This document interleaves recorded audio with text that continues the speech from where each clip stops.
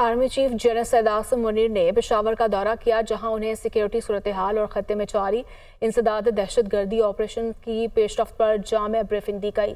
سپہ سالار نے قومی سلامتی کو نقصان پہنچانے والے غیر قانونی عناصر کو جڑ سے اکھاڑ پھینکنے کے عزم کا بھی اعادہ کرتے ہوئے کہا کہ یہ قربانیاں قومی عزم کی بنیاد ہے۔ یہ رپورٹ دیکھیے۔ Army chief general Syed Asim Munir کا پشاور کا دورہ، سپہ سالار کو موجودہ سیکیورٹی صورتحال اور خطے میں جاری انسداد دہشت گردی آپریشنز کی پیش رفت پر جامع بریفنگ۔ اس موقع پر وزیر اعلیٰ خیبر پختونخوا اور فیلڈ کمانڈرز بھی موجود تھے۔ ISPR کے مطابق آرمی چیف نے شہداء اور غازیوں کو زبردست خراج تحسین پیش کیا۔ آرمی چیف نے مادر وطن کے دفاع کے لیے دی جانے والی بے مثال قربانیوں کو اجاگر کیا۔ آرمی چیف نے خطرات کا مقابلہ کرنے کے لیے فوجیوں کے بلند حوصلے، آپریشنل تیاری، غیر متزلزل عزم کو سراہا۔ جنرل سید عاصم منیر نے قومی سلامتی کو نقصان پہنچانے والے غیر قانونی عناصر کو جڑ سے اکھاڑ پھینکنے کے عزم کا اعادہ کیا۔ آرمی چیف نے دشمن دہشت گرد نیٹ ورکس ختم کرنے کے عزم کو بھی دہرایا۔ آرمی چیف نے کہا کہ یہ قربانیاں قومی عزم کی بنیاد ہیں۔